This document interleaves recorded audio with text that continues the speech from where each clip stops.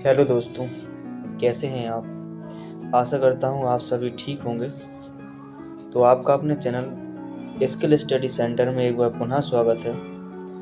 तो आज हम इस क्लास में पढ़ने वाले हैं केमिस्ट्री में जो हाई स्कूल का जो बोर्ड का पेपर आना है उसके लिए महत्वपूर्ण प्रश्न। तो जो ये प्रश्न हैं इनमें से 100% आएंगे।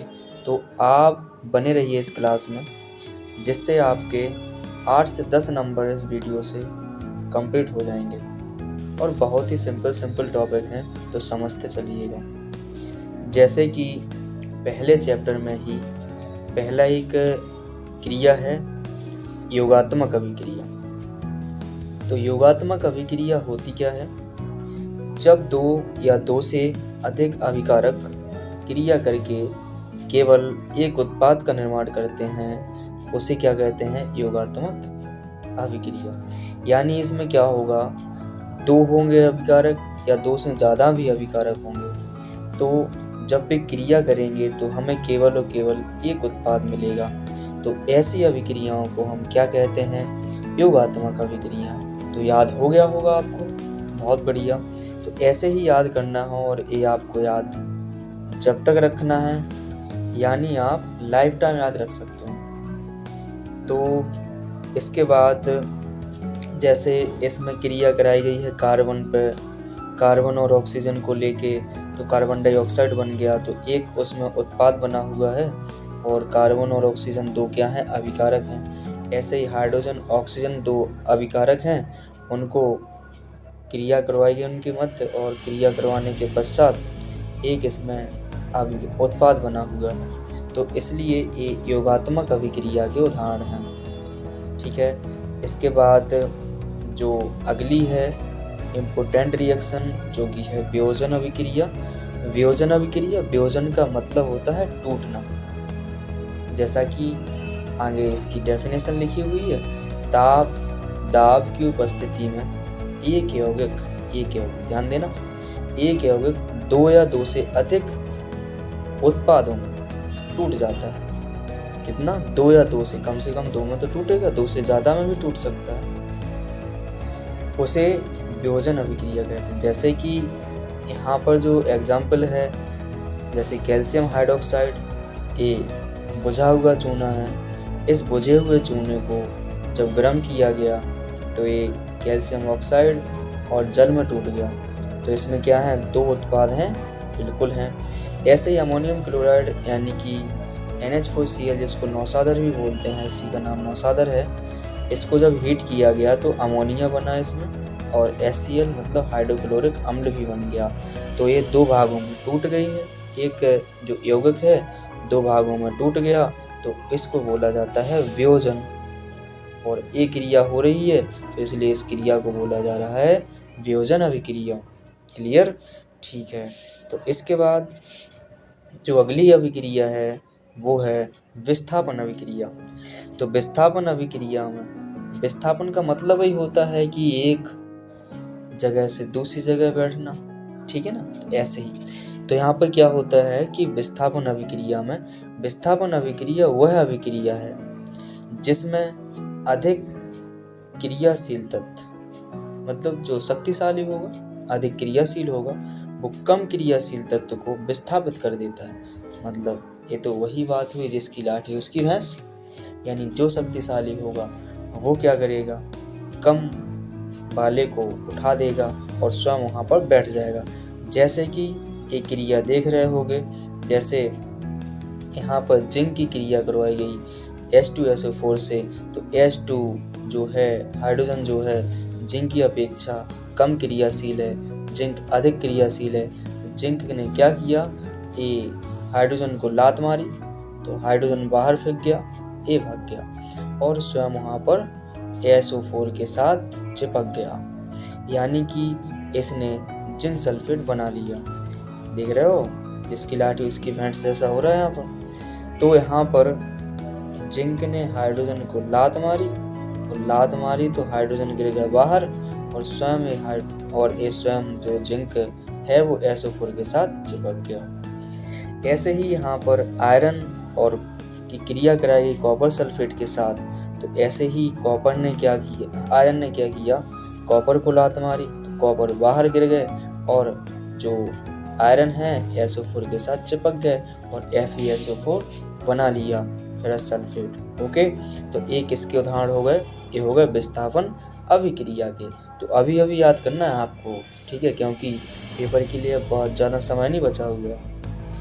इसके बाद आगे अगली अभिक्रिया है द्विविस्थापन। अब देखना, द्विविस्थापन जो अभिक्रिया है, द्वि मतलब दो, विस्थापन मतलब दो व्यक्ति होंगे आपस में एक्सचेंज कर लेंगे। अब एक्सचेंज क्या कर लेंगे? अरे भाई एक्सचेंज इसमें ये करेंगे, क्रिया में एक्सचेंज करना है, वो वाली बात नहीं समझ लेना एक्सचेंज करना है। तो यहाँ पर क्या है द्विविस्थापन, पहले तो इसको पढ़ते हैं। वह अभिक्रिया जिसमें यौगिक अपने आयनों का आदान प्रदान करके नए यौगिकों का निर्माण करते हैं, द्विविस्थापन अभिक्रिया कहलाती है। ठीक है, यानी जैसे कि एग्जाम्पल में एलिया सोडियम हाइड्रोक्साइड HCl के साथ क्रिया करेगा तो अपने आयनों का विस्थापन करना, सोडियम चला जाए क्लोरीन के साथ और OH हाइड्रोजन के साथ, तो ये NaCl बना लेंगे और H2O बाहर निकल जाएगा। कहने का मतलब इस वाले जो पहले वाले में प्लस वाला होगा जो आयन, वो दूसरे वाले के नेगेटिव वाले आयन के साथ जुड़ जाएगा, चिपक जाएगा। इसी प्रकार ये OH और H भी जुड़ जाएगा। ऐसे ही बेरियम क्लोराइड है यहाँ पर BaCl2 और Na2SO4 सोडियम सल्फेट, यहाँ पर जब ये क्रिया करे तो इन्होंने BaSO4 बना लिया और NaCl भी बना लिया। ऐसे ही AgNO3 ने NaCl के साथ क्रिया करी तो AgCl बन गया और NaNO3 बन गया। तो ये किसके उदाहरण हो गए? ये उदाहरण हो चुके हैं द्विविस्थापन अभिक्रिया के। तो याद रखना, द्विविस्थापन अभिक्रिया ये आएगी 100% बोर्ड के एग्जाम में, आना ही है इस बार, तो इसको अच्छे से याद करना। इसके बाद पांचवा जो प्रश्न है वो है यसद लेपन। यसद लेपन क्या है? यसद लेपन ये क्या होती है? प्रक्रिया होती है। क्या प्रक्रिया है? देखिए जरा पढ़ते हैं। लोहे की वस्तुएं नमी से क्रिया करके संक्षारित हो जाती हैं। देखा होगा कि लोहे की वस्तुएं अगर बाहर डली हो, पानी हो, नमी के साथ क्रिया करेंगी वो, तो क्या हो जाता है, उन पे एक परत चढ़ जाती है जिसको अपन बोलते हैं कि जंग लग गया। ठीक है, तो वो संक्षारित कहलाती हैं कि संक्षारित हो गई हैं। इससे बचने के लिए लोहे पर या इस्पात पर, स्टील होता है वो, इस्पात पर जस्ते की परत चढ़ाई जाती है। किसकी? जस्ता मतलब होता है जिंक की परत चढ़ाई जाती है। अर्थात लोहे पर जस्ते की परत चढ़ाने की प्रक्रिया को ही यसद लेपन कहते हैं। यानी लोहे पर जब हम जस्ता चढ़ाते हैं तो वो जो प्रक्रिया होती है उसी को बोला जाता है यसद लेपन या गैल्वेनाइजेशन। ओके, तो याद रखिएगा। चलिए इसके बाद अगले प्रश्न पर चलते हैं अपन। तो अगला प्रश्न अपना है संक्षारण। संक्षारण क्या होता है? संक्षारण देखिए, सुनिएगा। संक्षारण एक रासायनिक प्रक्रिया है, बिल्कुल रासायनिक प्रक्रिया है। रासायनिक प्रक्रिया क्या होती है या रासायनिक परिवर्तन क्या होता है? रासायनिक परिवर्तन वह परिवर्तन होता है जिसे भौतिक विधियों द्वारा पुनः प्राप्त नहीं किया जा सकता है। जैसे कि कागज को जलाना, ये क्या है? एक रासायनिक परिवर्तन है। जैसे दूध का दही में बदलना, ये एक रासायनिक परिवर्तन है। यानी रासायनिक परिवर्तन क्या होता है? स्थायी परिवर्तन होता है। तो संक्षारण क्या होता है? संक्षारण एक रासायनिक प्रक्रिया है जब कोई धातु अपने आसपास अम्ल, नमी आदि के संपर्क में आती है तब ये संक्षारित होती है और इस प्रक्रिया को संक्षारण कहते हैं। यानी जब कोई धातु जैसे कि अम्ल हुआ, पानी हुआ या नमी हुई, तो इसके संपर्क में आए जैसे ही, तो वह क्या हो जाएगी? संक्षारित हो जाएगी, उस पर एक परत जम जाएगी और जो परत जमती है उसी प्रक्रिया को हम बोलते हैं संक्षारण। जैसे देखा होगा चांदी के ऊपर काली परत चढ़ जाती है, ध्यान रखना है। ऑप्शन में पूछा जा सकता है कि चांदी जब संक्षारित होती है तो उस पर कैसी परत चढ़ती है, तो काली परत चढ़ती है। अगर तांबा संक्षारित होता है तो कैसी परत चढ़ती है, हरी परत चढ़ जाती है। तांबा मतलब समझ रहे, कॉपर। कॉपर में देखा होगा ज़्यादातर जैसे कॉपर की वायर होती हैं तो उनमें जैसे कहते नहीं कि उसमें कार्बन आ गया, वो कार्बन मतलब क्या है, एक परत चढ़ जाना, यही संक्षारित हो जाती, यानी हरी परत चढ़ जाती है। इसके बाद लोहे के ऊपर लाल भूरे रंग की परत चढ़ जाती है, जिसको हम क्या कहते हैं, जंग कहते हैं। ये जंग लग गई तो उसी को क्या बोलते हैं, संक्षारण बोलते हैं। ओके। इसके बाद अगला प्रश्न है विकृति गंधता। विकृति गंधता, विकृति गंधता क्या है?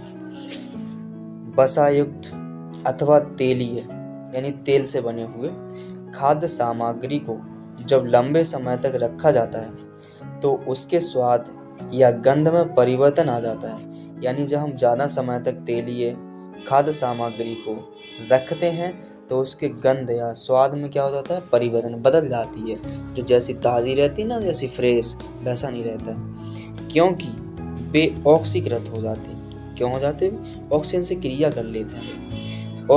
ऑक्सीकरण की क्रिया रोकने के लिए खाद्य सामग्री में प्रतिऑक्सीकारक मिलाते हैं। प्रतिऑक्सीकारक मतलब ऐसे पदार्थ मिलाते हैं कि जो ऑक्सीजन से क्रिया करने से रोकें, उन्हें हम प्रतिऑक्सीकारक बोलते हैं। जैसे कि यहाँ पर है, खाद्य सामग्री को वायुरोधी बर्तनों में रखकर, वायुरोधी मतलब जिनमें वायु प्रवेश ना कर पाए, उनमें रख के हम बचा सकते हैं उनको विकृति गंधता से। इसके बाद जैसे चिप्स आती है, नमकीन है, इनकी जो थैलियाँ होती हैं, जैसे कुरकुरे हो गए, नमकीन हैं, इनकी जो थैलियाँ होती हैं उनमें क्या भरा होता है, नाइट्रोजन गैस भरा जाता है अंदर। ठीक है, तो नाइट्रोजन, जैसे देखा होगा फूली रहती हैं वो थैली, इसीलिए फूली रहती है कि उसमें गैस रहती है। वो गैस कौन सी होती है उनमें, नाइट्रोजन गैस, इसलिए भरी जाती ताकि वो ऑक्सीकृत ना हो और लंबे समय तक उन्हें रखा जा सके। तभी तो आपके पास आ पाएंगी वो, नहीं तो पता चला कि रास्ते में ऐसे ही आ रही हैं कंपनी से बन के और वो तो ऑक्सीकृत होंगी, तो आप तक कैसे पहुंच पाएगी, नहीं पहुंच पाएगी ना। तो आप तक पहुंचाने के लिए ही गैस, उसमें थैलियों में नाइट्रोजन गैस भरी जाती है। इसके बाद अगला क्वेश्चन है ऑक्सीकरण। ऑक्सीकरण क्या होता है? देखिए, ऑक्सीकरण का मतलब होता है ऑक्सीजन का जुड़ना। तो देखिएगा क्या क्या है, लिखते हैं। ऑक्सीकरण वह प्रक्रिया है जिसमें इलेक्ट्रॉन मुक्त होते हैं, इलेक्ट्रॉन बाहर निकल जाते हैं। इसके बाद ऑक्सीजन जुड़ता है, ऑक्सीजन जुड़ रहा होगा तो भी ऑक्सीकरण हो रहा है। हाइड्रोजन बाहर निकल रहा है, अगर बाहर निकल रही है हाइड्रोजन तो भी क्या होगा, ऑक्सीकरण होगा। आयनों की वृद्धि होगी, अगर आयनों में वृद्धि हो रही है तो वहाँ पर ऑक्सीकरण होगा। जैसे यहाँ पर सोडियम की क्रिया ऑक्सीजन से करवाई गई है तो यहाँ पर Na2O सोडियम ऑक्साइड बना लिया, और सोडियम ऑक्साइड बना है तो इसमें ऑक्सीजन क्या हो रहा है, जुड़ रहा है। और जब ऑक्सीजन जुड़ रहा है तो क्या हो रहा है, ऑक्सीकरण हो रहा है इसमें। इसके बाद जैसे सोडियम हाइड्रोजन आयोडाइड है, हाइड्रोजन आयोडाइड जो इस पे तोड़ा गया इसको, तो किस में टूट गया, हाइड्रोजन और आयोडीन में टूट गया। तो ये क्या हो गया, इससे आयोडीन से हाइड्रोजन अलग हो रही है। हाइड्रोजन जब अलग हो रही है मतलब बाहर निकल रही है, तो भी क्या हो रहा है, ऑक्सीकरण हो रहा है। क्लियर है इतना? ठीक है, याद रख लीजिएगा, इसमें ज़्यादा नहीं है, छोटा छोटा लिखा हुआ है। इसके बाद है अपचयन, जिसको इंग्लिश में बोला जा रहा है रिडक्शन। देखिए, रिडक्शन क्या होती है, ऑक्सीकरण की एक विपरीत प्रक्रिया होती है। देखो, जैसे अपचयन वह प्रक्रिया है जिसमें इलेक्ट्रॉन क्या होते हैं, जुड़ते हैं, उसमें क्या हो रहा होता है, मुक्त हो रहते हैं। हाइड्रोजन क्या होता है, जुड़ता है, उसमें हाइड्रोजन क्या हो रहा होता है, बाहर निकल रहा था। इसमें ऑक्सीजन क्या होता है, बाहर निकलता है, ऑक्सीजन इसमें से बाहर निकल जाएगा। आयन में क्या होगी, आयनों में कमी होती है, आयनों की संख्या में क्या हो जाती है, इसमें कमी हो जाती है। जैसे देखिए एग्जाम्पल में कॉपर, जैसे कॉपर ऑक्साइड पर हाइड्रोजन की क्रिया करवाई तो यहाँ पर क्या हो गया, इसमें कॉपर से हाइड्रोजन क्या हो रहा है, ऑक्सीजन में हाइड्रोजन क्या हो रहा है, जुड़ रहा है। तो यहाँ से क्या हो रहा है, ये हो रहा है अपचयन। इसके बाद ऑक्सीजन कॉपर से क्या हो रहा है, अलग हो रहा है, इसलिए भी यहाँ पर बोल सकते हैं कि ये अपचयन हो रहा है। इसके बाद H2 की जब हमने सल्फर से क्रिया करवाई तो यहाँ पर क्या बन गया, हाइड्रोजन सल्फाइड।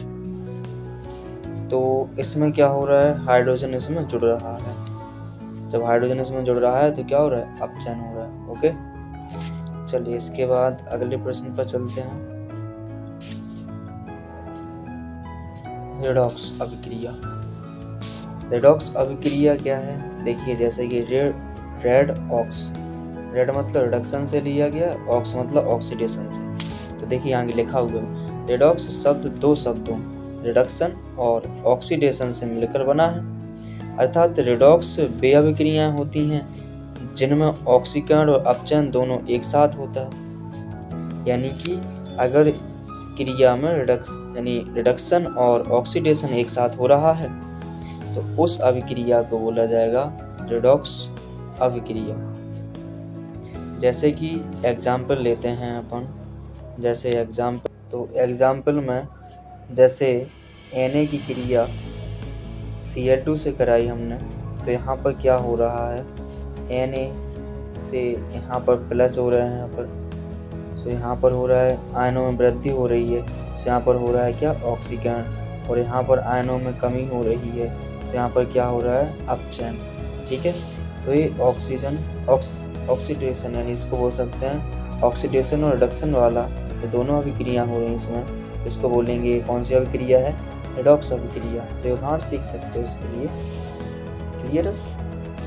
इसके बाद यहाँ पर केवल आपके लिए 10 प्रश्न थे, ये लास्ट 10 प्रश्न थे। आप लोगों को ये PDF डिस्क्रिप्शन लिस्ट में मिल जाएगी, तो आप इसको डाउनलोड कर सकते हैं और अपने पेपरों की अच्छे से तैयारी कर सकते हैं। आशा करता हूँ आपको ये वीडियो समझ आई होगी। तो धन्यवाद, मिलते हैं अगली वीडियो में।